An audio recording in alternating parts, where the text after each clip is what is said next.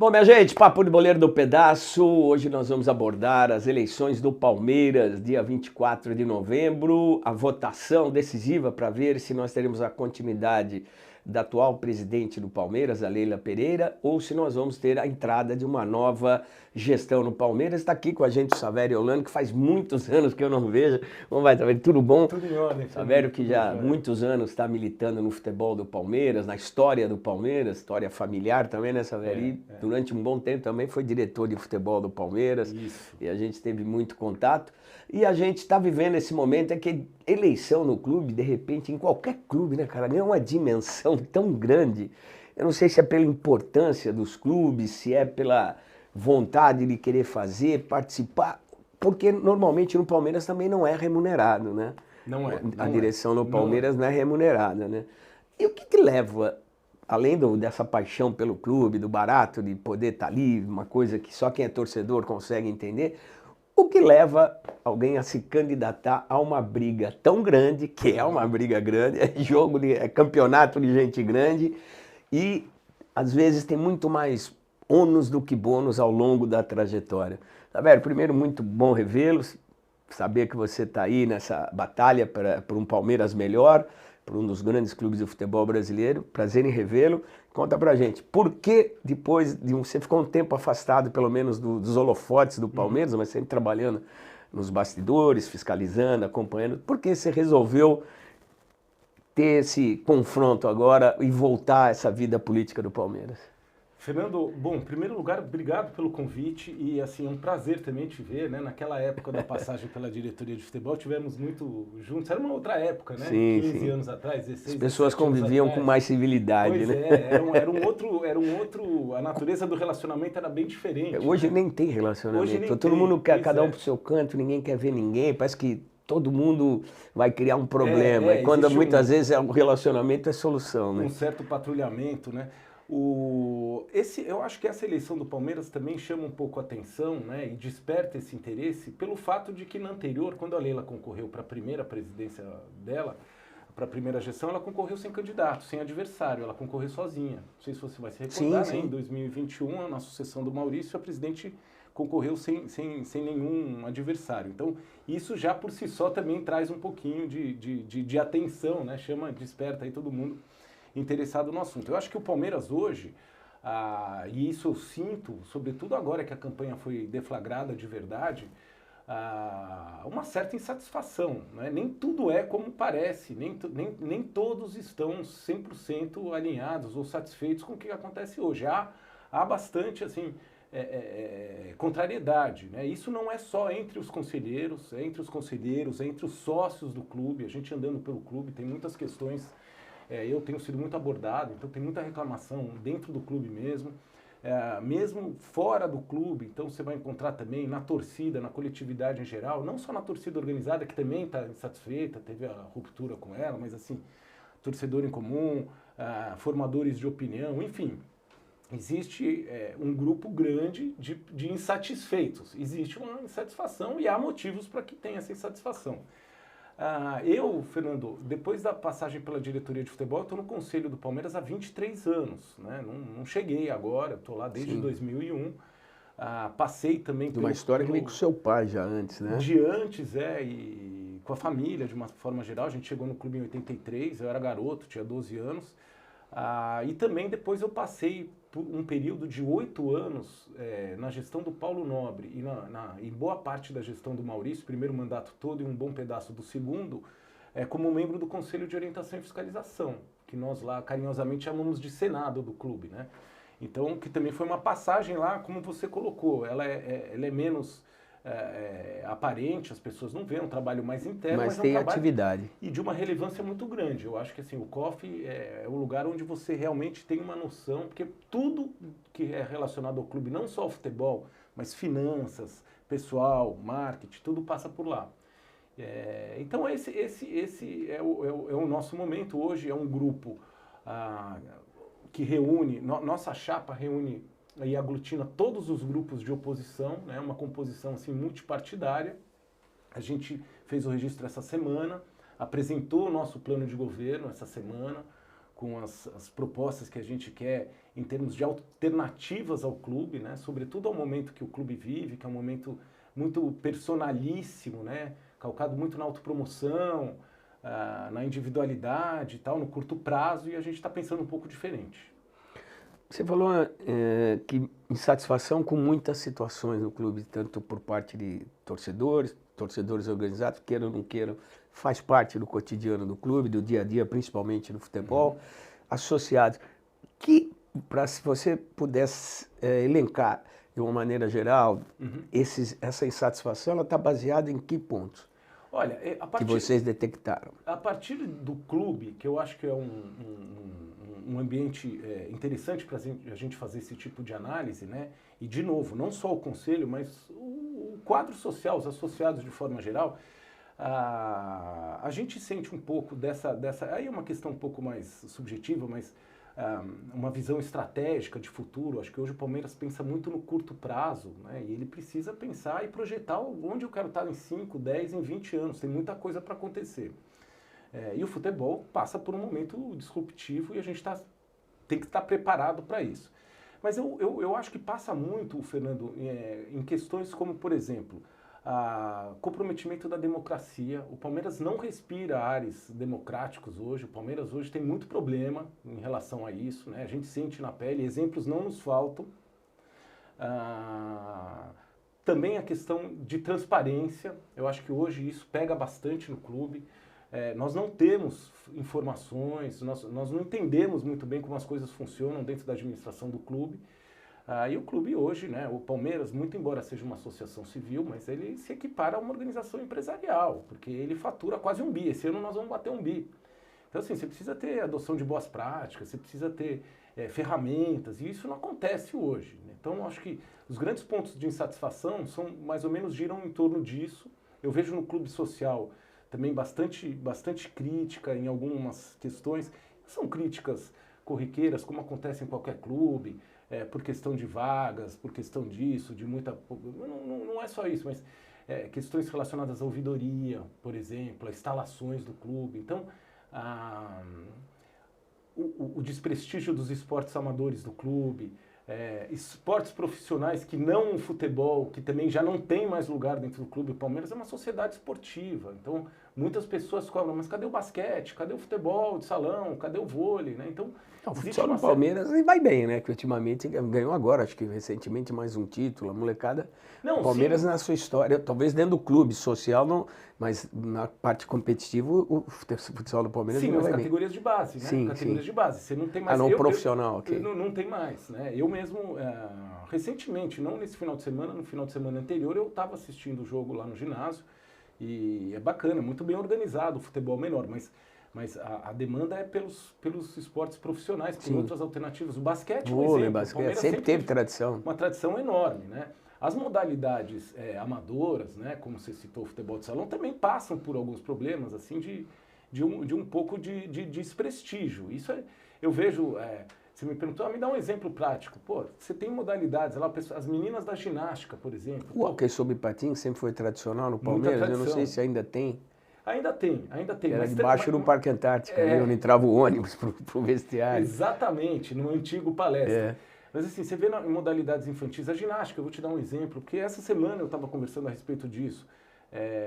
As meninas correm livro de ouro para poder representar o Palmeiras em competições, para comprar fardamento, uniforme. Pô, isso está errado, para se deslocar. Futebol de mesa acontece a mesma coisa. Então, assim, o Palmeiras precisa olhar um pouquinho para dentro. O Palmeiras virou só futebol? Essa gestão está vendo só como o clube só como futebol? Muito como futebol, né? Futebol profissional, no caso. Porque assim, as questões relacionadas ao clube, elas não podem se limitar unicamente a aperfeiçoar a instalação, como por exemplo agora inaugurou a piscina, fiz uma obra pela piscina e tudo mais.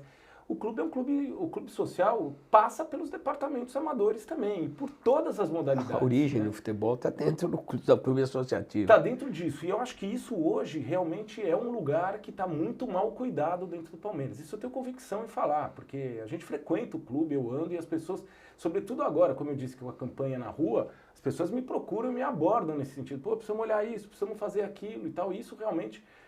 o Palmeiras perdeu um pouco a mão disso, isso é inegável. Quando você fala em transparência das contas, o que não fica claro? Onde é que tem que ter, olha, nós estamos gastando tanto, não estamos gastando, gastamos com isso, não gastamos com aquilo. Porque os números do Palmeiras, como você disse, 1 bi de arrecadação são impressionantes. Se você levar em consideração o que a base do Palmeiras também faturou, porque não é só o Hendrick, não é só o Estevão, não é só o Gabriel Jesus. Constantemente o Palmeiras no ano deve revelar e vender 20, 30 jogadores, são valores menores, não tem tanto espaço, mas que gera um caixa para o clube. Então, vamos lá, transparência não é simplesmente questão a contas, né? Mas ela é de uma forma mais geral. Hoje, a mandatária do Palmeiras, além do cargo da presidência da diretoria executiva, não é segredo para ninguém, ela é patrocinadora do clube, ela é dona da empresa de táxi aéreo que fornece serviço para o clube, concessionária de um equipamento público que o clube utiliza, né, o estádio de Barueri, assim por diante. Esses relacionamentos não são tão bem explicados. Então, assim, se eu for te dar um exemplo, por exemplo, você vai ver essa semana mesmo que teve reunião do COF e o que tem sido amplamente divulgado na imprensa que existia uma dívida com a presidente por conta daqueles aportes que ela fez para iniciais lá atrás, que o governo não permitiu, a Receita Federal não permitiu. Toda aquela discussão e tal, e que aquilo se tornou uma dívida que ela vem aí pagando, começou na gestão do Maurício Gagliotti, né, do ex-presidente, e agora vai ser, vocês devem ter visto isso noticiado, vamos pagar até o final do ano, essa dívida está paga, né? Então, aí você tem um aspecto. É um pouco difícil falar assim para as pessoas talvez não terem essa sensibilidade, mas essa dívida, ela pressupõe o seguinte: os jogadores que vieram teriam que sair do Palmeiras, seja por uma operação de venda, de cessão econômica, ou pela extinção do contrato dele. A partir do momento que ele sai do Palmeiras, se torna a dívida para o Palmeiras, ela é exigível para pagamento. Então, quando o sujeito era vendido, se o valor da venda fosse superior àquilo que a presidente aportou, ela se reembolsava do valor e o excedente ficava para o Palmeiras. Isso é o princípio, ele se transformou numa dívida transformou ativa. Numa dívida, isso. Pus 10, eu devo 10. Não tem quando eu vender ou quando eu não vender, né? Foi o que se transformou. Exatamente, só que o valor passa a ser exigível no momento Isso que vende. se transformou para uma exigência de algum órgão governamental, né?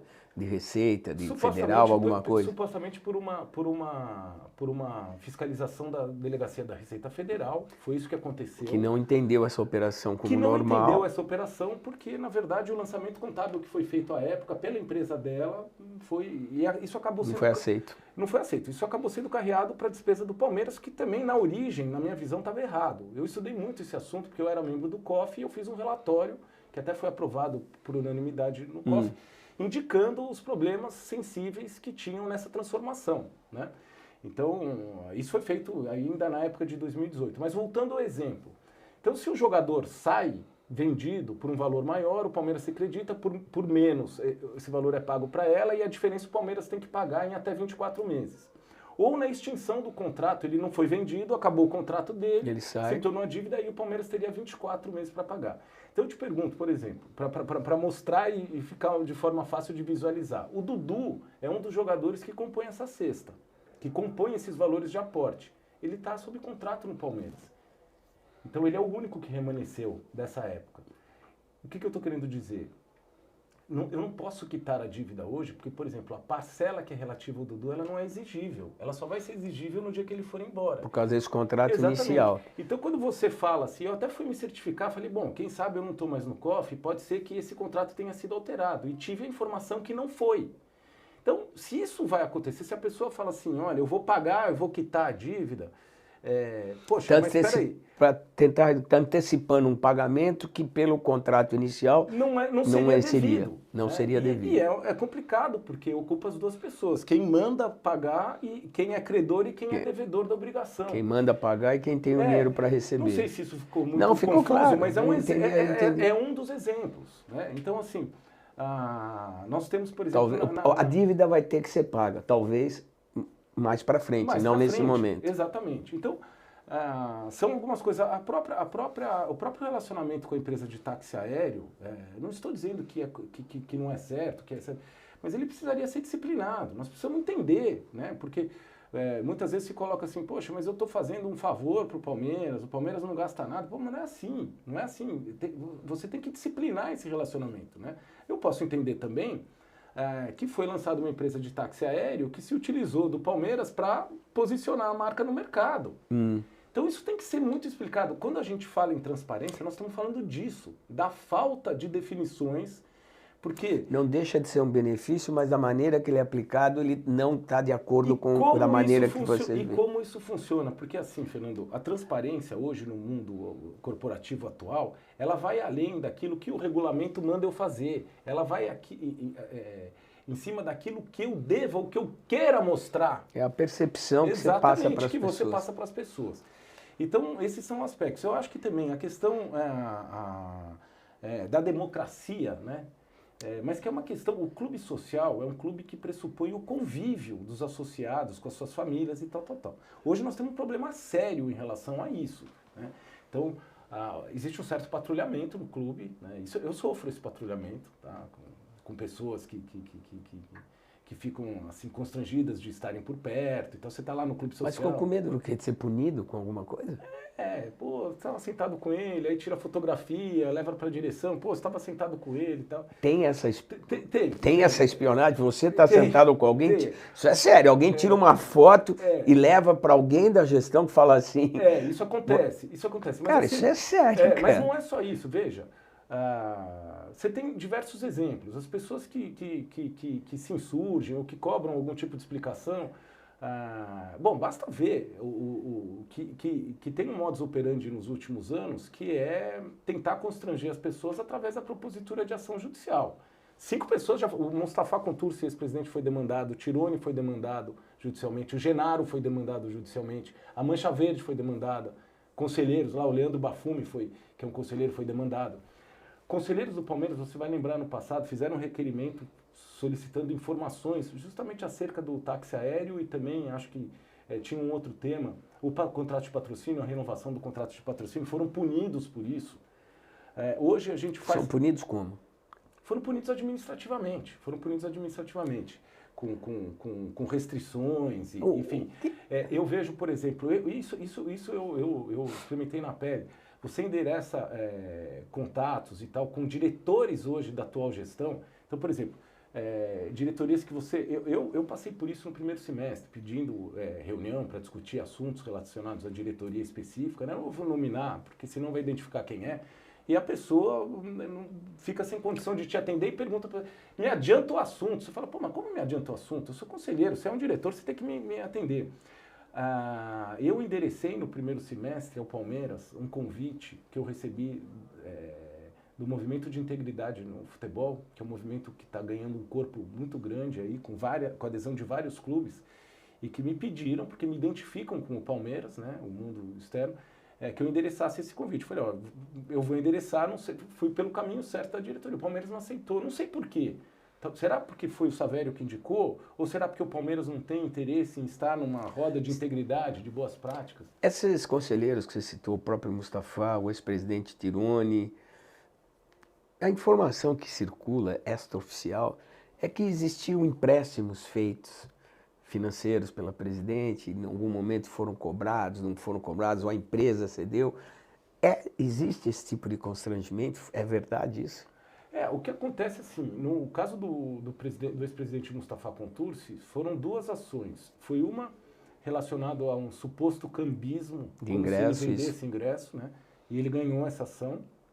E a outra era relacionada a uma doação que deixou de ser doação e acabou virando um empréstimo. E que ela teve documentos que justificavam uma assinatura de uma nota promissória, algo parecido. Na verdade, não foi isso que aconteceu, Fernando. Ela tentou... Isso é até legal para a gente esclarecer. A presidente tentou caracterizar essa doação que ela fez. Eu não participei e jamais soube desse relacionamento, porque é importante dizer também... Ela demandou depois, mas no início e na chegada dela no Palmeiras, ela viveu em lua de mel com o ex-presidente Mustafa Contursi muito tempo, né? A própria associação dela ao clube social vem a partir de uma declaração do presidente Mustafa em 96, a gente sabe disso. que ela até tinha esquecido dessa declaração, né? Porque uma vez, em 2015, em setembro de 2015, ela dá uma entrevista para o Jorge Nicola e fala, eu não sou sócia do Palmeiras. Enfim, isso é só um detalhe.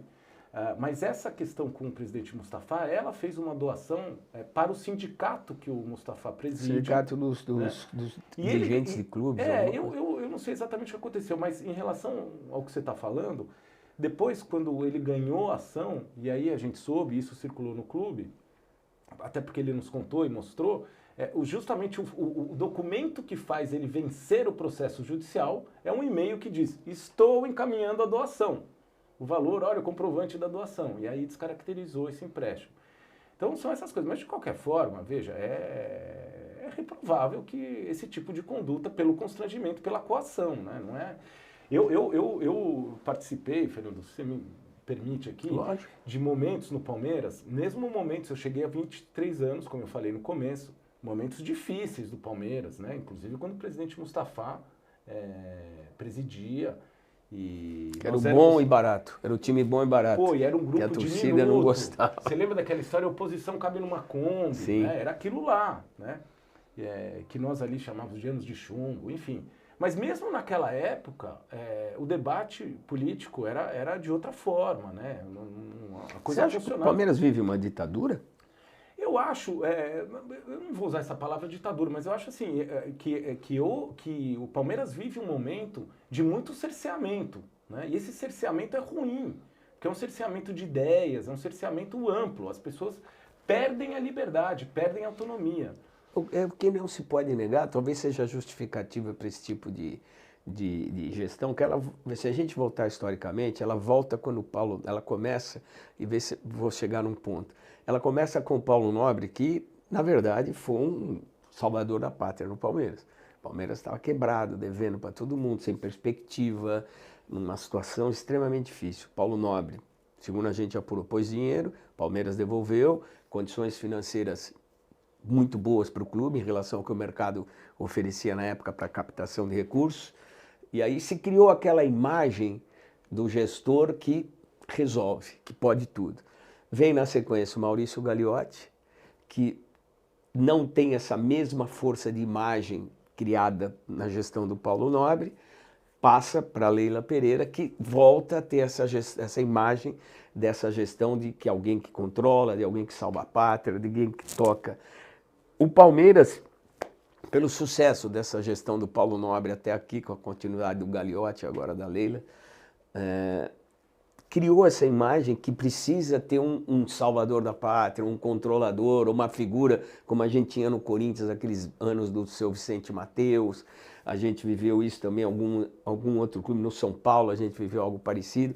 E o Palmeiras, por ter sempre uma efervescência política muito grande, o Palmeiras sempre foi de divergências, de grupos que em algum momento se aliavam e tomavam a gestão do clube na maneira democrática de eleição e tudo mais.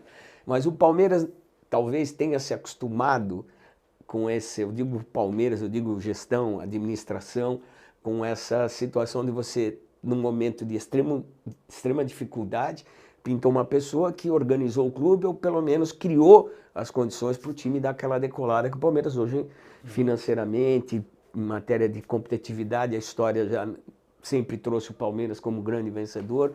Mas não é essa figura que o Palmeiras parece que passou a aceitar, ou pelo menos se personalizou a partir do Paulo Nobre, esse momento de dificuldade que o Palmeiras está vendo, pela história sempre muito dividida politicamente? Fernando, é um pouco, mas não é só, tá? Porque se você pegar, como você bem colocou, no meio do caminho tem o Maurício Gagliotti, ele não tem essa característica. O Maurício... Ele deu uma continuidade a um processo. Ele deu uma continuidade, mas assim, ele não tem esse tamanho que tem o Paulo, em termos de poder econômico e a própria Leila. Existe uma diferença entre os dois, né? Também não quero usar o termo mecenas, mas o termo mecenas é o que a pessoa olha, mas foi a realidade. Foi. Mas tem uma diferença bem grande entre ambos, porque o Paulo seguiu um caminho que não é o mesmo caminho da Leila internamente dentro do clube. Então, ele, por exemplo, ele combateu de peito aberto o clientelismo. A Leila trouxe de volta o clientelismo. Ponto. A impressão que passa de quem está de fora é que o Paulo Nobre falou assim, nós estamos mal, eu amo isso aqui, eu gosto disso aqui, sou sócio, eu vou pôr o dinheiro, vou fazer do meu jeito. E ele abafou um dos principais problemas históricos que o Palmeiras teve, apesar de toda a trajetória de sucesso, que sempre foi a fragmentação política, que sempre foi um mal necessário da vida política do Palmeiras. O Paulo Nobre parece que estancou isso, e vem essa continuidade, porque a gente teve esse ato aí de 15 anos, posso falar? 10 anos. 10 anos, entre os três, Paulo... E aí a oposição política do Palmeiras foi sufocada pelo problema, pelo poder econômico, pela quantidade de sucesso desportivo, chegada do estádio, tem um monte de coisa aí. A chegada do estádio é o elemento transformador da história da Sociedade Esportiva Palmeiras. É o que nos leva para onde nós estamos hoje, o sucesso dessa última década, junto com a passagem do Paulo Nobre. A passagem do Paulo, o Paulo foi o cara certo na hora certa. Também não é qualquer cara que vai lá e põe 150 milhões, né? Não vou dizer a fundo perdido, mas... Não, foram pagos, mas foram foi um pagos, risco. Foram pagos, Foi um risco. Foi um risco. Ele confiou demais no que... Ele errou muito no começo, até entender e aprender como é que era. Como é que era. Então, mas ele efetivamente, ele combateu muito essa questão do Se não fosse Paulo Nobre, o Palmeiras hoje não seria o que é. O Palmeiras Talvez teria não, quebrado. Teria, mas vamos lá, eu acho Estaria numa situação financeira muito delicada. Independente mas a questão financeira, ela de alguma maneira ia se acomodar pela própria pujança. A partir do momento que... Mas ele está vendo muitos clubes do tamanho do Palmeiras tendo problemas que se tornam insolúveis. Não vamos citar nomes aqui, mas é só pesquisar. Mas, Fernando, esses clubes que passam por esses problemas, no momento que eles tiverem uma gestão adequada, e pelo tamanho da marca, eles rapidamente vão se recuperar também. Então não existe assim, não vai ter mais jeito. Não, tem jeito sim. Claro que o Paulo e o aporte que ele fez para o Palmeiras foram fundamentais nesse processo. E ele abafou aquela dissidência política que naquele momento não era boa para o Palmeiras. Não era boa. Agora, ele cuidou muito de profissionalização. A começar dentro do futebol, mas outros departamentos. Nós tínhamos lá um departamento de marketing excepcional, com profissionais de mercado. Não é o que acontece hoje. Hoje o Palmeiras não tem mais isso, né? Então...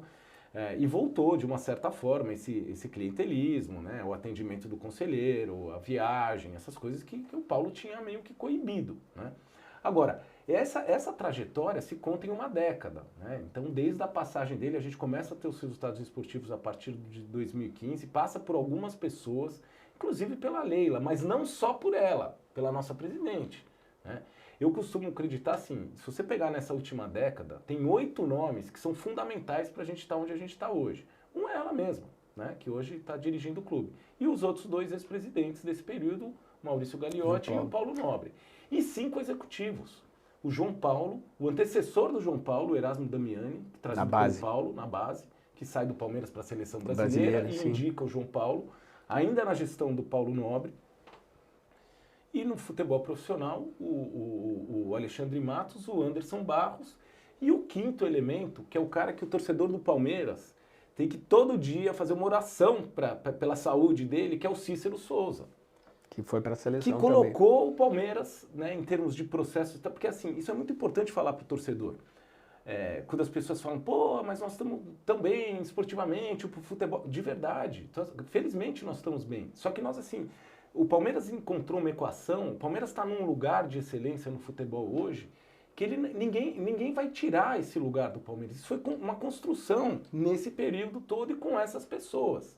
Ela faz parte, é verdade, mas não é a única responsável. Não, sem dúvida. Se você vê, por exemplo, né, na segunda-feira eu estava lá no estádio vendo o nosso Sub-20 vencer segunda noite, enfim, o jogo contra o Cruzeiro. Depois, indo embora, até vi uma entrevista dela, que ela, no final da entrevista, acho que a sua colega repórter pergunta, mas aí ela fala, não, tem que cumprimentar o Maurício também, né? Pô, uma deselegância com o Paulo, ela não falar do Paulo, fala, escuta, quem trouxe o Paulo foi o Paulo. Litígio, né? Viveram um lua de mel, 9 meses, da chegada dela em janeiro de 15 até setembro. Por que eles brigaram? Por que o Paulo Nobre brigou com a Leila Pereira? Olha, muita vaidade de lado a lado. Houve um desentendimento num determinado momento, porque quando a Leila veio quando a presidente trouxe a Crefisa para o Palmeiras, houve um contrato meio experimental que, passado alguns meses, se tornou o contrato que era aquele contrato que todo mundo alardeava, o maior contrato, tal. E na época era. Que era mesmo, né? mas que vamos lá, ele era por uma razão de ser também, não é, ninguém paga, sempre foi um jogo de ganha-ganha, Fernando, sempre foi um Não jogo há de ganha-ganha. dúvida que a empresa, a Crefisa, que patrocinou o Palmeiras, ganhou muito. Ganhou muito. Como o clube também ganhou muito, porque o momento era necessário. Um jogo de ganha-ganha. Se você pegar... Não há benevolência. Não é benevolência. Você usou eu sempre falei isso, né? Eu sempre falei isso. E foi muito chato, porque eu falava isso no clube, no momento inicial se estabeleceu uma certa relação de mendicância, que eu falava, gente, não podemos deixar ele embora. Não é assim. Veja, a instituição de ensino que ela tinha, a instituição que ela tem, não tinha visibilidade. A instituição financeira, sim. A instituição de ensino não era nada. Então o Palmeiras trouxe isso na marca. Agora, só para responder a sua pergunta, quando veio esse contrato, que é um modelo, que hoje, inclusive, é um modelo, na minha visão, é um modelo que já não performa mais, que é o modelo da exclusividade. Tanto é que ele vai cair agora. Que ele vai cair, né? E esse modelo operou no primeiro tempo. Aí, logo de saída, surgiu tudo começa com um negócio pequeno, né? Surgiu a questão de um drone, não sei se você vai lembrar, na Copa do Brasil, que o Palmeiras acabou vencendo em 2015, começou contra o Curitiba, se eu não me engano. Não, 2015 foi contra o Santos. Contra o Santos. 2012 foi a do Curitiba, do Filipão, que caiu e ganhou, né? Isso. E esse drone não tinha a marca da patrocinadora. E ela cobrou. Pô, mas se eu acertei por tudo, né? Falei, mas isso aqui não estava porque não existia, a gente inventou agora. Então o primeiro problema se dá ali. E aí ela, contrariada, em Nova York, ela dá uma entrevista para o Thiago Salata, que ela acabou detonando, esculhambando um pouco o Paulo. E o Paulo não gostou. Então naquele momento teve a ruptura. Aquilo se deu mais ou menos nessa época que eu falei, em setembro de 2015 e tal. Muita gente fala que a ruptura se deu no final daquele mesmo ano, na conquista da Copa do Brasil contra o Santos, quando ele até falou pro pessoal usar aquela camisa que manda em casa aqui sou eu, que cobria o patrocinador, né? Mas já vinha de 2, 3 meses antes. Talvez o momento inicial seja essa entrevista. Você tocou num ponto importante que eu acho que talvez seja o ressurgimento dessa... e a força necessária para você ter um adversário numa eleição que tem muita coisa desfavorável para quem não é a situação. A mendicância, você tocou num ponto importante. O Palmeiras, queira ou não queira, exceção do Gagliotti que fez essa transição entre essas duas gestões, o Palmeiras ficou com medo de quebrar de novo, de depender de pessoas de sucesso financeiro, de sucesso administrativo. E agora, com a casa já bem organizada, com perspectiva e possibilidades de melhora, que já a gente vai falar das suas ideias de levar isso para frente, esse temor da mendicância que o Palmeiras ficou quando estava quase falido, quase quebrado, com a chegada do mecenas, vamos chamar assim, o Paulo Nobre, e a continuidade da principal investidora, que era por vias diferentes, mas o mesmo significado de abundância, de não ter falta de dinheiro. O Palmeiras acordou para esse sentimento que vivia de mendicância. Olha, peraí, nós precisamos de gente importante, nós precisamos de gente que tenha capital, que investiram, essa fase passou. Agora está na hora da gente voltar a, de repente, ter essa igualdade política. Era um momento de insurgência, é isso que surgiu, esse temor de ficar duro, quebrado de novo, passou? Não passou, Fernando, não passou. Ele ainda é presente e é inacreditável que seja assim. E isso se estende não só em relação ao futebol, mas o próprio clube social. Sim, a sobrevivência da sociedade. A sobrevivência da sociedade como um todo. Então, assim, você pega o seguinte, o clube social, que sempre falaram assim, mas o clube social é deficitário, tem que pegar dinheiro emprestado do futebol, tal. Não é verdade. O clube social do Palmeiras, ele hoje é superavitário. Ele encerrou o exercício passado com 24 milhões de superávit. O clube social, esquece o futebol, estou falando do clube social. Sim. Então, e esse ano também está superavitário, vamos ver o resultado dele no mês de dezembro. O que significa dizer o seguinte, não precisa ela bancar a obra da piscina, o clube pode bancar a obra da piscina e deve bancar a obra da piscina por conta própria, porque tem dinheiro para fazer isso. Quando você diz ela, deve, a presidente se referindo ao futebol, bancar a obra, ou ao pessoal, não, ao investimento. A presidente fez uma, e era uma promessa de campanha na primeira eleição dela, que ela ia fazer a reforma do parque do bolso aquático, dela. Do bolso dela. E isso foi entregue no começo do mês passado. O novo parque aquático do Palmeiras, que até era para ser uma doação, acabou tendo uma nova modelagem. De novo, a questão da transparência. Como se deu isso? O que foi feito? Porque foi falado numa doação, agora virou um contrato de name rights. porque o parque aquático passou a ter o nome dela. Ninguém viu o Leila Pereira ou Crefisa? Crefisa, da empresa. Então ninguém sabe exatamente como as coisas acontecem. Porque, veja, por mais que haja boa intenção, Fernando, por mais que haja boa intenção, nós não estamos discutindo se há ou se não há boa intenção, mas as coisas precisam ser disciplinadas, as coisas precisam ser... Eu sou síndico do meu prédio, e sou de verdade. Eu não posso chegar lá e fazer o que eu bem entender e achando que é a melhor coisa para todo mundo, para a coletividade. Talvez não seja. É um exemplo... Vou dizer, indiretamente, apesar de ser uma sociedade, você acha que o Palmeiras hoje... Quem manda no Palmeiras, o Palmeiras está... Vocês estão sentindo que o Palmeiras não pertence a todos, mas tem um dono?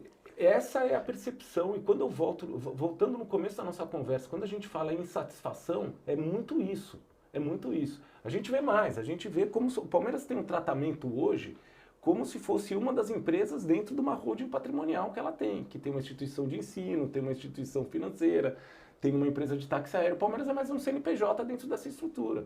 Palmeiras... E é interessante falar, porque só concluindo a pergunta que você tinha feito, né, em relação a esse negócio da mendicância, é o medo. Porque não há razão, aí indo para o futebol, porque eu falei do clube social, indo para o futebol não há razão.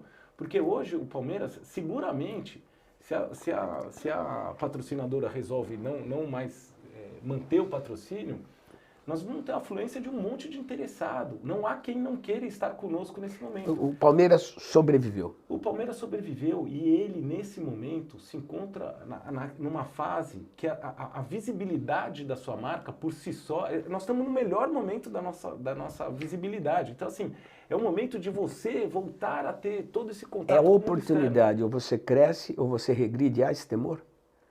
Não, eu acho que regredir, mas, por exemplo, depende do aspecto... Porque a força esportiva do Palmeiras sempre foi seu grande alicerce. Mas chegou um momento que a economia engoliu.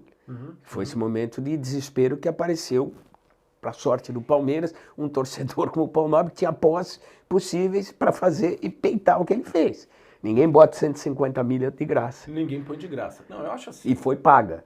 Não foi doação, foi pago. Foi pago, não, foi feito. Ele fez doação no centro de treinamento. Na obra da academia de futebol, ele doou. Isso eu não sabia. Com escritura de doação e tudo, né? Que são essas narrativas também, né? O presidente já falou mais de uma vez, porque eu que dei o centro de treinamento. Não é verdade. Não é verdade. O centro de treinamento do Palmeiras, no dia que cortou a fita de inauguração, ele tinha custado cerca de 25 milhões. O Paulo deu 17 do bolso. Ele doou, com escritura de doação e recolhimento de imposto de doação. Fundo Brameiro deu 4 e ela deu... Porque ela, de fato, ela combinou com o Paulo que faria. E começaram, só que logo na sequência eles brigaram, ela não contribuiu mais. Talvez ela tenha dado dinheiro depois, mas na época isso não aconteceu. É uma narrativa que não corresponde ao que aconteceu efetivamente. Mas assim, o Palmeiras hoje encontra outros parceiros e precisa encontrar outros parceiros. Você pergunta em regressão... Dependendo do ponto de vista, você pode falar em regressão. Então, por exemplo, se você pegar o aspecto financeiro puro e simples, hoje o Palmeiras poderia estar faturando com patrocínio algo na casa de 150 milhões. O contrato de patrocínio do Palmeiras é de 81. Semana passada, no lançamento da chapa da presidente, ela mesma falou para os colegas jornalistas. Camisa spoiler. Do Palmeiras vale 150 milhões. Ora, então por que paga 80? Por que se paga 80? É essa que é a ponto, talvez, de divergência. No momento que foi feito o negócio, né, ela era um grande negócio para o Palmeiras, e ela não era a mandatária do clube. E não sei que tipo de contrato foi feito, que tipo de reajuste, como é que esse contrato progride ou não progride, com metas, com inflação, não sei como é que é os mecanismos, os gatilhos desse contrato. É que a partir do momento que ela vira a gestora, a presidente, a mandatária do clube, há esse confronto porque esse contrato não foi revisto, porque ele não foi feito, porque tem a discussão da pessoa física junto com a pessoa pública, presidente do clube. Talvez aí que cria essa zona de atrito e talvez de uma certa, vamos dizer assim, suspeição em relação aos comportamentos que foram adotados. É que aquela história, o momento que o contrato foi feito, ele era favorável, mas a partir do momento que ela passa a ser presidente, talvez um outro presidente, talvez você questionasse, vamos mudar, vamos romper, vamos fazer qualquer coisa, eu não sei as cláusulas. Essa é a indignação em relação a esse contrato dessa desvalorização ao longo do tempo, os valores atuais, onde eles foram mantidos até a vigência final dele, que se eu não me engano é no final do ano? Que é no final do ano. Essa é uma crítica que a gente faz, porque ele se defasou. Mas é que os fatos se atropelaram. Ela não era presidente na época e virou depois. Talvez a não contestação dos valores não acompanharem a evolução do mercado, se esperava de um presidente que tivesse esse tipo de comportamento para preservar o clube. É uma zona nebulosa de interesse, né? A gente tem que entender o seguinte, né, Fernando? Quando o contrato foi lá na origem, no começo, e que era isso, realmente ele era superior ao mercado, muito embora o seguinte, ele tinha anexo de causalidade. Ele era porque, na verdade, também ninguém tinha exclusividade de todas as propriedades. Né? Nenhum clube tinha feito uma operação dessa natureza.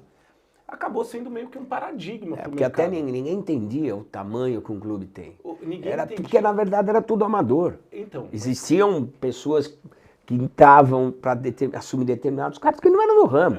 Eram pessoas ligadas àquele momento político, aquela gestão que estava tomando conta. Fernando, e vamos lá. Não havia um entendimento, por isso eu tenho falado muito isso. A relação do Palmeiras com a patrocinadora acabou sendo um paradigma para o mercado. Tanto que os outros clubes criou hoje... a jurisprudência. E os outros clubes hoje se beneficiaram do modelo desse relacionamento. O Palmeiras talvez tenha pago o preço do ineditismo da negociação. De sempre. E assim, o pioneirismo que o Palmeiras tem é uma característica do clube. Vai além do patrocínio que é estampado na camisa.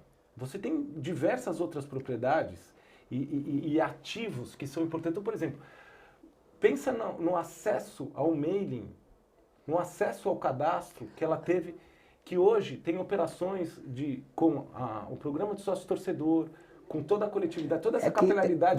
Vou voltar àquela palavra que você fala, mendicância, que mesmo com todo o aporte do Paulo Nobre, que não foi de uma vez o valor todo, foi ao longo da sua trajetória. Do segundo mandato dele. E quando surgiu o patrocínio da Crevisa, que era gigantesco em relação ao mercado, se teve o temor de novo, não vamos deixar escapar. Nós não vamos dar só a propriedade da camisa, nós vamos dar tudo que nós podemos. Então, é uma conjuntura de fatores que talvez hoje, a partir de uma nova gestão, ou você eleito ou ela reeleita, tudo isso no Palmeiras tem que ser revisto de uma maneira. Isso não há como ser mantido. Passou-se o período da treva. Agora vem o período de buscar a luz. Totalmente. Esse modelo, a gente falou isso há pouco, esse modelo da exclusividade não tem mais lugar no Palmeiras ou em outros clubes. Né? Pode até ter, desde que pague. Desde que pague, né? Mas mesmo assim não é salutar que seja dessa maneira. Né? Até porque, assim, uma coisa... A gente copia tanto o europeu, eles usam muito isso. Mas isso é uma das questões que às vezes a gente incorre em erro, sabe? Porque nós temos uma outra realidade, não adianta a gente querer se comparar. Né? Enfim, mas só para também não deixar e concluir que eu acabei derivando, quando foi feita a renovação do contrato, que é o contrato que está vigorando agora, foi feito ainda pelo presidente Maurício, que era justamente para se objetivou ali o quê? Mitigar eventual conflito de interesses. Falar assim, ela vai assinar um contrato como presidente, sendo a patrocinadora também. Então o Maurício renovou. E essa última renovação, ela não trouxe cláusula de correção, que não é normal. Os contratos sempre são anualmente corrigidos. Então defasou mesmo. Hoje nós estamos pagando um valor. Se você pegar o pessoal da nossa equipe, né, você tem aí várias inteligências no pessoal de comunicação, pessoal jurídico e tal, mas tem o pessoal de finanças, né, os financistas, eles fazem um cálculo que a gente perdeu algo em torno de um patrocínio e meio nesse período, né? Se tivesse correções... Mas vamos arredondar, 100 milhões? Uns 100 milhões, é isso aí. E quanto essa conta mesmo, porque já você está tentando entrar para a gestão e está pensando no que vai fazer. Nas contas de vocês, quanto vale o patrocínio do Palmeiras hoje? Algo em torno de, acho que uma ordem de grandeza, Fernando, razoável, é 150 milhões. Talvez um pouco mais. Para um só ou para tudo? Não, para tudo. Para tudo. Para você. Agora, e não é a única fonte de receita, né? Acho que a gente tem que aperfeiçoar as outras fontes de receita. O Palmeiras hoje tem fundamentos econômicos muito, muito interessantes que começam, de novo, todo esse processo que corre essa década toda. Que não é só o patrocínio. O patrocínio, Fernando, por incrível que pareça, dentro da estrutura de receitas de um clube de futebol, ele representa, grosso modo, 20%. Sim. 15%, 20%. Direito de As TV grandes caiu muito. rubricas ainda são o direito de transmissão e as operações de direitos econômicos de atleta, né? Venda de jogador. Isso responde na estrutura geral de receitas do clube. Um vai ser mais, um vai ser menos, mas a grosso modo 60% é composto disso. Patrocínio é 15 e 20. Aí você tem Sucesso desportivo que traz ganha premiação, também. dá uns 10%. Os outros 15% você vai compor com afluência, que é o dia de jogo, é bilheteria e sócio-torcedor. É assim que funciona. Ô, Savério, eu acho que o mais importante em qualquer eleição, para qualquer clube, para qualquer instituição, até para o nosso país, é lógico que às vezes a gente tem um hábito, né? A gente está vendo agora nas eleições, a gente tem muito um hábito de apontar erros, defeitos, que já não vão mudar nada. Só se for algo muito grave que demande algo na esfera criminal. E eu gostaria de falar agora com você o que vem para frente. O que você pensa? Palmeiras é um sucesso, tem os seus, com todos os seus problemas que você já apresentou, mas ele tem seus acertos. E aonde melhorar? Se você ganhar a eleição, o que você pode fazer para o Palmeiras ficar maior, melhor, consolidar cada vez mais? Acho que isso é importante agora. A gente já falou de muita coisa, de tentar entender um momento, por que o Palmeiras chegou nesse momento, por que surgiu uma oposição, se nesses últimos anos esteve tão bem, nesses últimos 10 anos e não teve oposição, né? Teoricamente estava tudo bem quando você não tem oposição. E agora você vê que há uma oposição materializada pela sua candidatura. O que você pensa de fazer para o Palmeiras ficar melhor, maior? Olha, eu acho por exemplo, no aspecto do futebol, vai. Então, o grande desafio, falando do futebol, eu acho que é perenizar essa condição, essa equação que nós nos colocamos hoje, né? De novo, sem querer ser repetitivo, isso foi construído, é um processo que foi construído ao longo de uma década. A régua está bastante alta, nós precisamos nos manter aí, não é fácil se manter lá, isso tem custo, então a primeira coisa, nós temos que curar muito pela sustentabilidade financeira do clube. O futebol, de uma forma geral, aí, saindo do Palmeiras, passa, como nós falamos também agora há pouco, por um momento de disrupção. Em algum momento, é natural que muitas coisas vão acontecer no futebol. O futebol poderia já estar melhor organizado, né? Com tudo que aconteceu nesses últimos anos, as alternativas e tal, mas é que os clubes não conseguiram se cotizar. O dia que os clubes conseguirem se cotizar e falar a mesma língua, e pensarem que... Fala o mesmo idioma, mas não fala a mesma língua. Mas a hora que pensar que, nós temos um negócio, o que nós vamos fazer com esse negócio? Você diz a liga, né? A união dos clubes. Porque hoje a única coisa que existe é uma discussão de mais-valia, né? Tanto que deu em 2 grupos, que são 2 blocos de negociação de direito de transmissão, né? É até inapropriado a gente chamar de liga, né? Não é liga é outra coisa. Não, tá desliga, né? Desligado. É uma desliga. Então, assim, nós temos esses desafios todos. O Palmeiras, como todos os outros clubes, mas enfim, eu vou falar do Palmeiras especificamente, nós temos que construir um caminho de boas práticas. O Palmeiras tem que ter internamente, para que ele possa realmente se sustentar e prosperar ainda mais, porque não há nada que não possa ser aperfeiçoado e aprimorado, né? É claro que nós temos uma condição legal no futebol, só que tem que manter essa condição. Nós temos que estar disputando todo ano. Vai ter ano que você vai ganhar, tem ano que você vai perder. Esse ano a gente foi eliminado da Libertadores. Ano que vem a gente vai disputar um campeonato mundial. Assim que funciona. Vai ganhar, vai perder e tal. Mas nós temos que manter essa condição. Para essa condição funcionar, nós temos que desenvolver melhor os instrumentos do clube. Eu acho que assim, o clube tem que se organizar melhor empresariamente. Não acontece isso hoje. Palmeiras tem o profissionalismo, ele está muito ligado ao departamento de futebol, que de fato é um departamento super profissional. Isso, os clubes, de uma maneira geral, hoje se organizaram dentro dos seus departamentos de futebol. E na parte financeira, na parte de contas a pagar, conta a receber, você tem lá mecanismos mais eficazes de pagamento. Bom, o fluxo do Palmeiras, a dívida é administrável? Quanto deve o Palmeiras? É administrável, é controlável? O Palmeiras hoje, a dívida do Palmeiras é absolutamente controlável, tá? A grande dívida é da ordem dos 400 e poucos milhões, tá?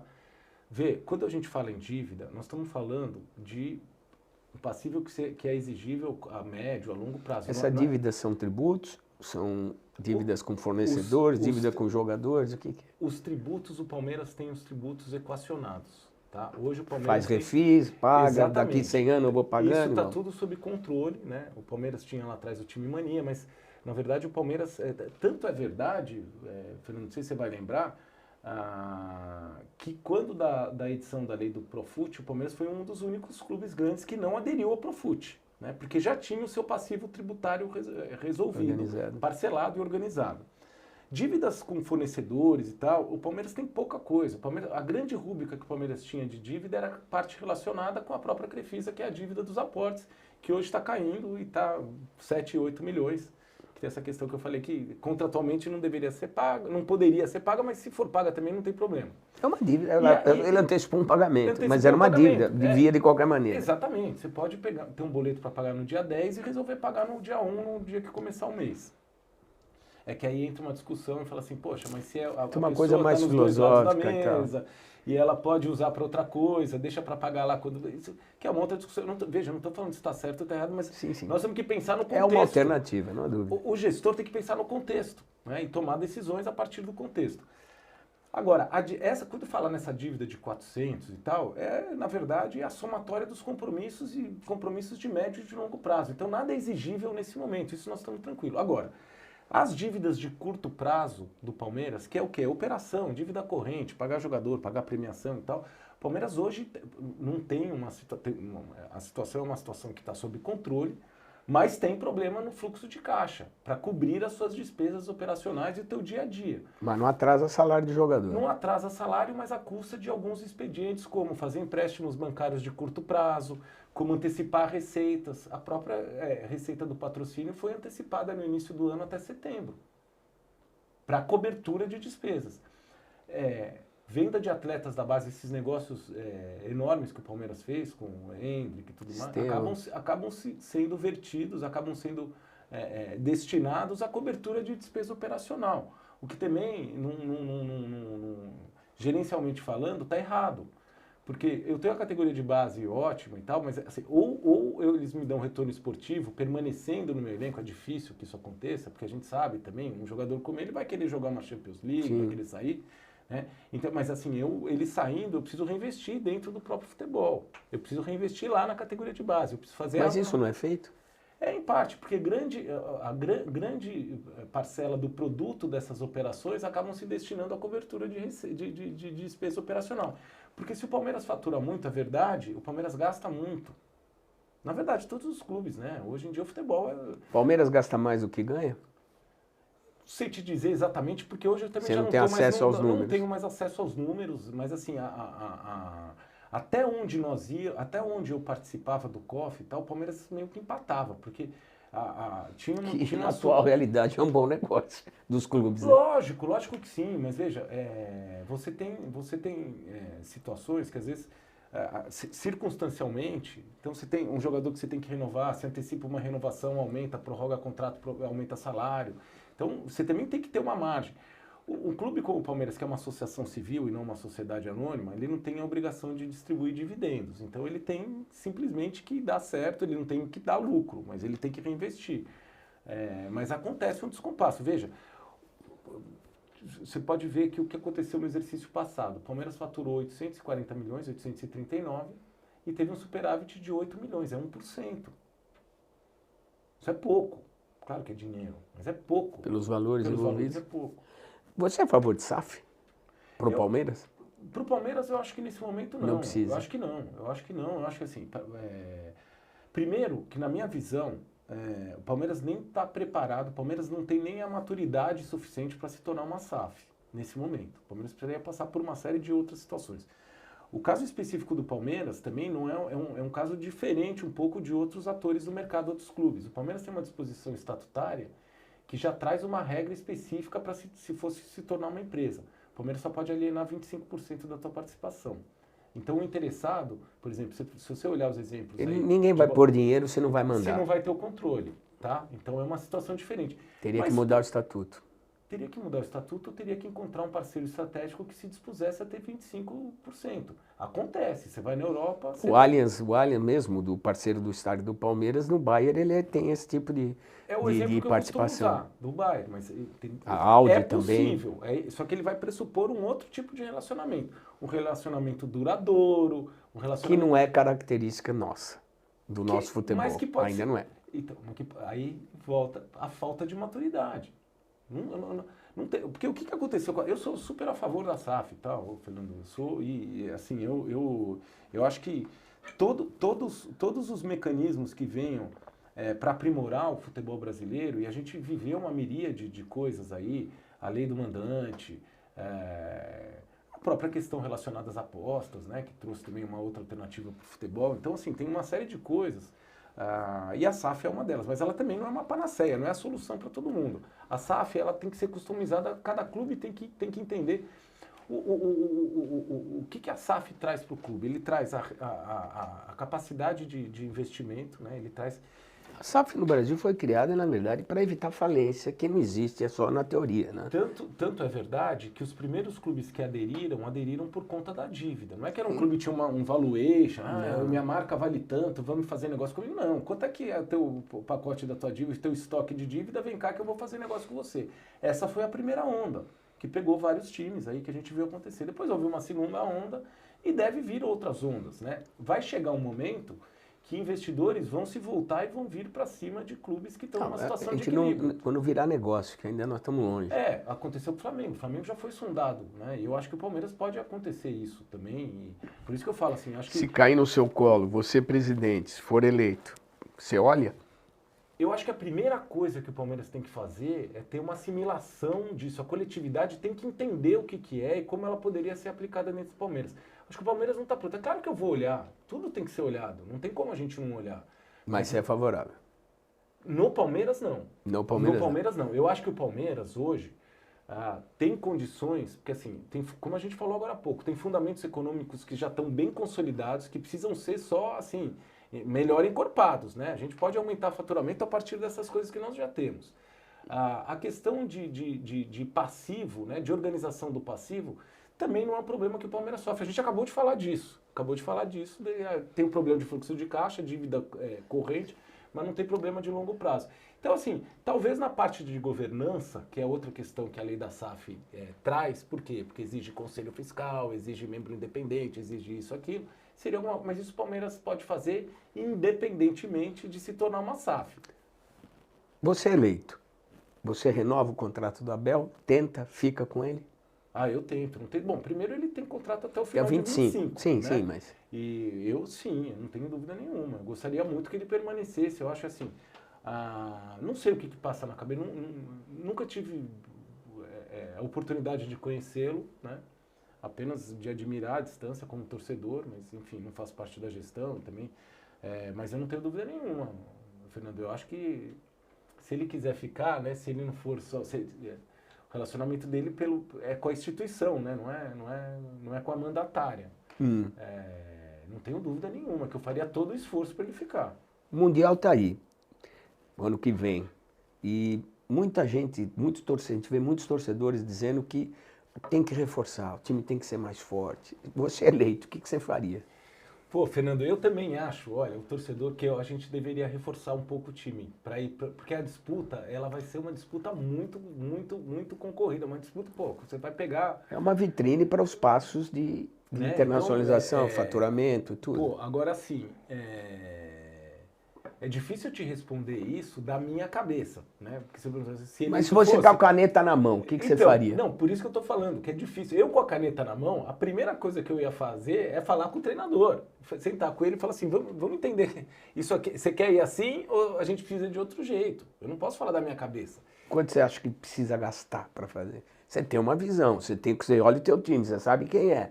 Quanto vamos gastar, vamos lá para ganhar. Olha, outro dia a presidente disse que ela vai fazer um investimento da ordem de 200 milhões, né? Não sei se você viu isso. Sim. A partir do ano que vem e tal. Aí me perguntaram assim, e você vai fazer investimento de quanto? Eu falei dos mesmos 200 milhões, porque o dinheiro é do clube, não é dela. Ela não vai tirar do bolso e pôr os 200 milhões. De onde ela vai tirar os 200 milhões? Da nossa receita operacional normal. Então você vai ter aí, a partir do ano que vem, com a nova modelagem de transmissão, eu não conheço o contrato, mas certamente deve ter uma luva no início da operação. Com o novo patrocinador, você vai ter, que é natural que tenha também uma luva de cara, né? Você vai assinar um novo Não, e a contrato de oportunidade patrocínio. de negociação do novo patrocinador é grande, porque você passa a oferecer para o cara uma exposição mundial. Uma exposição mundial. Então, Em assim, determinado momento, no que vai acontecer mais importante no esporte em 2025, o cara vai poder estar lá. ele vai estar lá. Então, eu acho que esse recurso vai tá à disposição do futuro presidente, seja a presidente se reeleita ou eu ingressando no cargo. E eu acho que é aí que a gente tem que trabalhar um pouquinho e fazer, assim, o Palmeiras gastou isso nesses últimos tempos, né? Talvez não tenha, né? É difícil a gente falar também, o torcedor fala muito isso, pô, ela contratou errado, mas Não, é claro. isso aí é outra história. Isso é opinativo, Mas E outra, e você não contrata com certeza de sucesso. nunca. É um investimento. Nunca, é. Mas você pode... Você já trabalhou no departamento de futebol, você sabe que se olha um cara e faz, cara, vai dar certo. Vai lá e não dá. E às vezes não O outro dá, vai lá e chega, pô, esse aqui veio na troca, veio de graça. E acaba dando É certo. o cara que vira. É interessante, isso acontece muito, Mas eu acho que é isso, um investimento, eu acho que o Palmeiras tem que fazer um investimento e eu seria o primeiro a fazer esse investimento, né? Eu não sei o que passa na cabeça do nosso treinador, mas assim, se ele acha que é isso que ele tem hoje, é o time que ele quer jogar, ou se ele precisa de mais alguma coisa. Mas a primeira coisa é conversar com o treinador, né? O treinador tem que... Nós temos que Você entender como torcedor, você acha que tá bom? o Você Palmeiras queria mais pra gente? essa disputa? Eu queria mais gente. Eu acho que a gente pode melhorar. Gosto muito do time, confio muito no time. Eu acho que assim, o time hoje do Palmeiras também tem é um time vitorioso, né? É um time que assim que cascudo, né? Que tem, mas sempre você pode melhorar. Por exemplo, estão falando do Gabriel. Pô, O Gabriel Jesus. O Gabriel é um jogador que pode vir, Tem identidade. pode ajudar, tem identidade, já chega numa condição, pô, que O saiu Dudu da casa. joga no teu Palmeiras ainda? Depois de toda a situação que aconteceu do Cruzeiro? Joga. Eu não sei exatamente o que aconteceu, né? Eu acho que ali foi um jogo, na verdade, que todo mundo saiu perdendo, né? Foi algo, eu acho que pensando como gestor, o Dudu fez uma exigência ali num momento que eu achei que foi inadequado, né? O torcedor pode até não gostar de ouvir isso, mas assim, eu não acho que ele fez correto, né? Naquele momento. Ele já fez em outras oportunidades, Cederam. Ele fez em 2016. Pô, 2016 a gente tinha ganho a Copa do Brasil, ele foi um cara super importante e tal. Ele fez em 2018. 2018, o Palmeiras foi campeão brasileiro, ele foi o melhor jogador do torneio, do Campeonato Brasileiro. Você lembra disso, Sim. né? Quando eu falo ele fez isso, é assim, é o jogador estar sob contrato e pedir no curso do contrato um aumento e uma prorrogação. Depois isso ocorreu em 21, quando ele voltou do futebol árabe.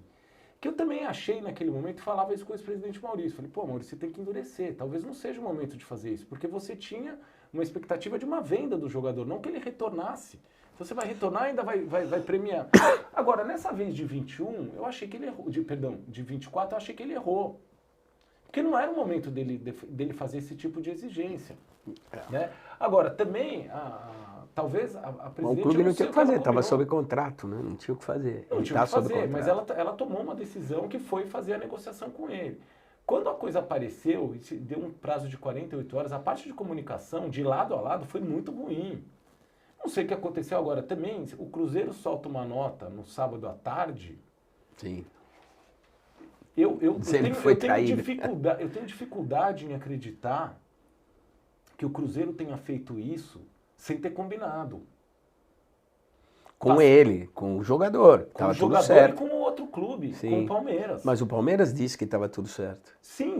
Então, eu acho que quem recuou nessa jogada foi ele. Foi o Dudu. Né? Agora, claro, eu acho que passa muito também, sabe, Fernando, pela motivação. E eu vou te dizer, depois do episódio que aconteceu, agora que eu tô vendo ele se motivar de novo.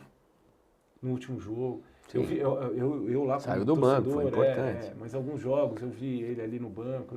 Savério, duas coisas que eu acho muito importantes no futebol, que eu não vejo, eu só vejo reclamação de quem comanda, de quem tem o poder, quem é o representante do clube, quem é o cara que tem o poder de fazer algo.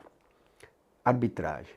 só se reclama da arbitragem. Eu não vejo um dirigente falar assim, vamos melhorar a arbitragem. O que a gente pode fazer para melhorar a arbitragem? Na sua visão, você como dirigente, você faz parte desse time que só reclama? Ou você acha que os clubes deveriam exigir ou ter ingerência na criação da profissionalização dos árbitros, nas melhores condições? Porque eles correm tanto quanto os jogadores que são extremamente preparados, quase do seu limite físico. A arbitragem não tem suporte nenhum, é amadora e fica à mercê. Ganham mal, perto da estrutura, do valor que o movimento unido. Você faz parte desses que querem que a arbitragem mude ou fica só na reclamação? O que você acha? Como você vê isso? Ô, Fernando, é um tema, né, complexo. Eu sou da parte daqueles que querem que a arbitragem mude, né? Mas não só a arbitragem, sabe? Tudo bem, mas hoje eu só vejo o dirigente de futebol reclamar. Nunca apontam uma solução. Vamos tentar, vamos pelo menos sentar todo mundo e tentar resolver? Como é que você vê isso? Então, eu ia chegar nisso aí. A gente falou há pouco do negócio da Liga, que na verdade se tornou 2 blocos de negociação de direito econômico de transmissão. Uma liga efetiva, ela tem muita coisa para discutir. Uma das coisas que ela tem que discutir é revisitar o produto. Nosso produto não é bom. Nosso produto não é bom. O produto é que a gente é teimoso, a gente gosta e tal, mas o produto não é bom. Um dos motivos que fazem o produto não ser bom é a arbitragem. A arbitragem hoje passa por um momento muito ruim. E isso é quase uma unanimidade. Mas eu vejo a arbitragem abandonada por todos. É conveniente ter um patinho feio. Pois é, mas não é o único, tá? Né? Se você for ver também essa questão comportamental, isso precisa mudar. Ninguém tem muito mais paciência. Nós aqui, de novo, a gente assiste e tal, mas as pessoas falam assim, pô, mas por que não vende o melhor campeonato do mundo? Por que a Europa? Porque a Europa não quer ver. A Europa vai achar isso uma falta de educação. Sim. O cara toma um empurrão no ombro e põe a mão na cabeça e sai rolando. Bolinho em cima do juiz toda hora, reclamação. Um europeu, por exemplo, ele não resiste numa transmissão 3 minutos. Você não vê isso acontecer na Premier League. Então, assim, e a arbitragem é isso. Hoje a gente tem. E a arbitragem, hoje, ela passa por 2 problemas. Um problema que está dentro do campo, que é o juiz hesitante, o juiz que vacila, o juiz. Eles estão desamparados. Que ele está desamparado, e é o VAR. Mas o clube, então... o nosso VAR é Tabajara. Tecnicamente ele não é adequado, ele não tem a captação necessária, ele não faz a leitura adequada, N problemas. Mas assim, você acha que os dirigentes de clube, os representantes, deveriam tomar algum posicionamento para falar assim, vamos melhorar, vamos parar de reclamar? Fernando, acho que sim, mas isso não vai acontecer porque não existe coesão, não existe tenacidade da classe dirigente. Mas deveria ter sim, enfrentar um negócio assim. E não é de uma forma simplista, o cara não pode ser gerente de banco, tem que profissional. É isso também, mas não é só isso, é treinamento, é catequese psicológica, tudo. E dos próprios outros atores que estão envolvidos. Você tem que ter uma catequese com o jogador e falar assim, para de reclamar. Eu só vejo a cada rodada a arbitragem ser mais fragilizada. Você falou de espetáculo, de vender. Cara, os nossos gramados são horríveis. Você é a favor do gramado sintético no teu estádio? Então, deixa eu só te falar, porque quando eu falo dessa questão de revisitar o produto, você tem um problema na arbitragem, você tem um problema no comportamento, que é um problema, parece que é uma bobagem, mas não é. Como produto para vender, ninguém quer ver esse negócio que o cara toma uma cotovelada na barriga, põe a mão na cabeça e sai rolando, né? Mas a primeira questão, né, eu sempre identifico 3 problemas. A primeira, para isso, para ter uma atratividade de venda, por exemplo, para passar no futebol europeu, cara, na África, os caras assistem, mesmo em rincões da África, a Premier League. Por que não assiste o Campeonato Brasileiro? A primeira questão é a estética. O cara olha a imagem é ruim, porque 95% dos nossos gramados são ruins. O que você acha do gramado sintético? Eu acho hoje, nós não temos alternativa. Por exemplo, você pega no caso do Palmeiras, que tem um equipamento como o Allianz Parque, não tem outra alternativa. Então, assim, eu acho que... É outro jogo. É um outro jogo, só que também o gramado sintético ele tem que evoluir e ele tem que ser bem tratado. O do Palmeiras, por exemplo, passou por uma série de problemas. Mas você olha, o gramado sintético sendo proibido na Holanda, Não se usa na Espanha, não se usa na Itália, não se usa na Premier League e aqui a gente está caminhando para isso. Isso também é responsabilidade de um dirigente. Talvez vá voltar, viu? Talvez eu acredito que assim no médio prazo é que assim as discussões no Brasil elas não vão a lugar nenhum, né? Então, se você voltar um semestre, pô, o gramado, essa discussão apareceu. Você lembra disso? No final do ano passado, né? Não um semestre, um pouco mais, né? Pô, não pode, o gramado do Botafogo, o gramado do Palmeiras, o gramado não sei o quê, já sumiu de novo. Agora me fala o gramado, grama natural, que é bom hoje no Brasil. O melhor é o Corinthians, que é híbrido, o Morumbi, que o Inter era bom, só da chuva arrebentou com ele. O Morumbi, ele tem... O do Goiás, lá na Serrinha, é bom. Mas o Serra Dourada já não é mais. Não, na Serrinha, no o Serra Dourada já não é mais. Então, assim, é uma questão, tem que fazer um investimento, é difícil. Qual que é a tua visão, como dirigente de futebol, possível presidente de clube, a Lei Pelé? A gente tinha a escravidão do jogador com o contrato guardado na gaveta. Hoje a liberalização com o jogador tendo garantido pelo contrato, mesmo não jogando. O Palmeiras, na época do Alexandre Matos, viveu muito isso. Muitos jogadores, contrato longo, muito dinheiro, que não acertaram e sentaram no contrato. Vou falar do Palmeiras, porque aqui nós estamos ligados ao Palmeiras nessa conversa. Dirigente, por que não a bancada da bola, sendo tão forte, a bancada da bola são os deputados ligados ao futebol, não entram com uma discussão para tentar equilibrar? Nós saímos de uma escravidão, nós trocamos um senhor feudal, que era o contrato de gaveta, por outro que é a dinastia dos empresários. E os clubes, no meio desse tiroteio, não fazem nada. Qual a tua visão sobre isso? Olha, Fernando, é difícil, nunca houve a mesma questão, né? A gente ficar repetindo as coisas, mas da tenacidade, da coesão, porque no fim do dia, os clubes, eles se cotizam vez ou outra, mas isso dura até a primeira esquina. Só o seu interesse imediato. Não há uma construção de pensamento... Não é de médio, de longo prazo. Na primeira esquina que eles tiverem que ir para cada um para um lado, eles vão. Isso é inacreditável, mas isso aconteceu, você vai ver na época da pandemia, né? Quando teve aquele Palmeiras e Flamengo, você lembra? Que jogou, que trouxe, que tinha um monte de gente testado positivo. Sim. E tal. Então, o Corinthians que tinha se manifestado de um jeito, a favor de 15 dias depois se manifestou. Então, assim, existe muito casuísmo nisso. Eu acho que a Lei Pelé deveria passar por como toda a lei, a própria lei da SAF, que é de 21, porque ano passado, com 2 anos, ela está passando porque por eu acho que é isso, o cuidar do seu clube como presidente é cuidar dessas questões, arbitragem, gramado, negociações de jogador, relacionamento do jogador com o clube. Agora, a questão específica que você pergunta é uma questão polêmica, né? Porque também a gente não pode ser sempre muito simplista nas coisas. Pô, fica obrigado, porque 5 anos, o cara não joga, se acomoda no contrato. Acontecem casos assim, mas por outro lado também, os 5 anos, ele traz uma garantia, porque é muito difícil também o gestor...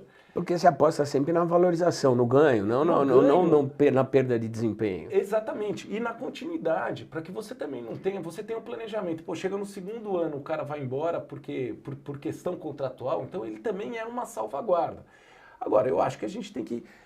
É uma questão muito gerencial. Quando a gente passou, né, a gente falou no começo do nosso papo aqui, sempre vai acontecer casos em que os 5 anos vão ser ruins, mas em alguns casos eles também são uma salvaguarda. Ainda bem que eu tinha contrato de 5 anos com esse atleta, senão ia ter problema, né? É uma discussão que entra também com a molecada da base, esse contrato de 16 anos, ir embora, ter que vender. Eu acho que tudo isso faz parte de um gestor de clube e é importante conhecer a sua visão para isso. Mas assim, eu escrevo muito a propósito, sabe, dessa questão da necessidade da classe dirigente. É que eu acho que eu vou morrer e não vou ver isso. Mas de procurar o caminho, que começa, Fernando, com uma coisa que é muito difícil para o dirigente, que é o desprendimento. O cara ter, sabe, uma outra renúncia. O cara dar um passo para trás para andar em conjunto para frente. Isso é a mentalidade que a gente tinha Mas hoje nós estamos vivendo uma coisa que chama negócio. Então, E mas o ainda não hoje entenderam. ainda não arde entenderam. o órgão que mais arde no ser humano continua sendo o bolso. Sim, mas isso ainda não foi. Hoje, a classe dirigente ainda não tem essa assimilação. Então você pega lá, por exemplo, depois da ruptura, da implosão do Clube dos 13, que você acompanhou isso lá atrás, o que aconteceu em termos de uma união dos clubes? O tal do CNC, Conselho Nacional dos Clubes. Os caras se reúnem, quando precisa. Não tem uma discussão, né? Um debate. O Palmeiras hoje é moderno nessa abordagem ou o Palmeiras é omisso nessas abordagens? Eu acho que o Palmeiras hoje deixa a desejar, porque o Palmeiras, ele deveria, na condição, e sempre pelo pioneirismo que teve, ele deveria liderar esse processo. Ele deveria liderar esse processo, não sozinho, né? Mas com outros atores aí, e não há interesse nisso. Assim, o Palmeiras pensa... Não. Todos os clubes hoje pensam no lado dele. Estava falando do CNC. O CNC, lá o tal do Conselho Nacional de Clubes, os caras se reuniram um pouco antes da aprovação da lei da SAF, no ano anterior da pandemia, teve um projeto de lei que era de um deputado do Rio de Janeiro, Pedro Paulo, que o pessoal chamou de Lei Botafogo, você lembra? Sim. Aí todo mundo se uniu e falou, porra, Lei Botafogo, o que é isso, não sei o que lá. Aí veio a pandemia. Aí foi o segundo momento que o pessoal se reuniu de novo para chorar pitanga. Pô, como é que nós vamos fazer? O que nós vamos pedir? O que nós vamos... E depois teve no episódio do afastamento do Rogério Caboclo, que eles se uniram e fizeram uma carta. E nunca mais falou nada. Outro dia eu vi que o pessoal tá conversando a respeito do fair play financeiro. Cara, é muita ideia. Você é a favor? E não tem... Eu sou a favor, eu acho assim. Você acha justo quem paga as suas contas, como disse a presidente do seu clube, que nesse eu tenho que assinar embaixo que a Leila disse, que não é justo quem paga as contas em dia, quem não faz loucura, quem não rasga dinheiro, tem a mesma isenção competitiva de quem não paga, de quem deve e continua rasgando dinheiro. Então, não, isso tem coerência. O ponto é o seguinte, Fernando, vamos lá. O fair play financeiro tem que ver primeiro qual que é o viés do fair play. É um viés esportivo, dar maior competitividade, ou é um viés financista, cumprimento de obrigação se não cumprir, ou é um mix? Essa é a primeira coisa, decidir o conceito. A partir daí, claro que o aspecto financeiro, ele sempre vai ser preponderante, não tem como nesse debate, né? O problema é o seguinte, é um tema de fácil adesão, né? Que todo mundo é a favor, né? E como todo tema de fácil adesão, às vezes é complicado, porque aí não tem uma densidade na discussão e acaba saindo... É a técnica legislativa brasileira, sai qualquer coisa. Agora, dentro do aspecto financeiro, você tem hoje que dentro do mercado coexistem 3 modelos. Você tem a associação civil, você tem a SAF e você tem as organizações multiclube. Então você tem que, na verdade, compatibilizar tudo isso. A associação civil, que é o caso do Palmeiras, por exemplo, né, então é uma discussão, eu sou totalmente a favor, não cumpriu a obrigação, tem que ser sancionado, é óbvio. Agora, eu, por exemplo, estou falando opinião pessoal, tá? Eu, por exemplo, sou contra, no caso de uma associação civil, limitar gastos. Você só pode gastar 70%. Peraí, eu sou uma associação civil, eu não tenho que distribuir dividendos para sócio, eu não tenho que dar lucro. E o que sobrar de excedente, que é o conceito de uma associação civil, eu tenho que fazer o quê? Reinvestir na associação. Mas aí você vê a loucura, você vai de encontro a SAF que passa a ter um dono, ela tem que gerar lucro para o cara. Aí, o Brasil é tudo conflitante. É tudo conflitante, mas só para finalizar esse raciocínio. Então você pensa o seguinte, se eu sou uma associação civil que cumpro com minhas obrigações, pago o salário em dia, não tenho problema nenhum, eu posso gastar 95% da minha receita, não tem problema nenhum. Na minha visão. A SAF, ela já pode ter um outro tratamento. Por quê? Porque ela tem que distribuir lucro. Ela tem que distribuir dividendo no final do exercício. Então, assim, é muita coisa para compatibilizar. Não sei. Sabe o que vai acontecer? Nada. Não vai acontecer nada. Zaveri Holanda, como dirigente, se você for eleito, primeira coisa que você faria no Palmeiras? Hoje? Se você é eleito, primeira atitude que você tomaria?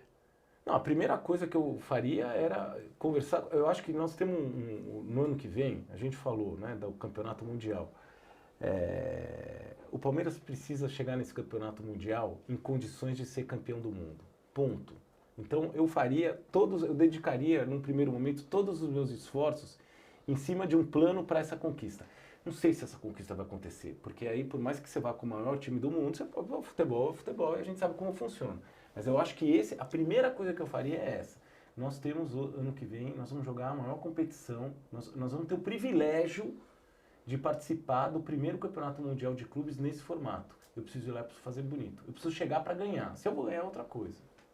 E aí, então, você montaria um time mais forte. É o primeiro, chegar. abre o cofre e vamos embora. Não sei se abre o cofre, né?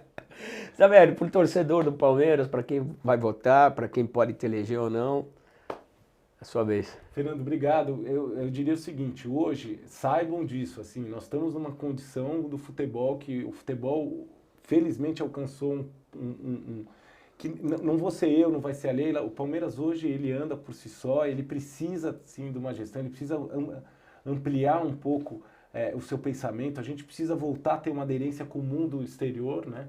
A trazer relacionamentos e diversificar, e é isso que nós vamos fazer.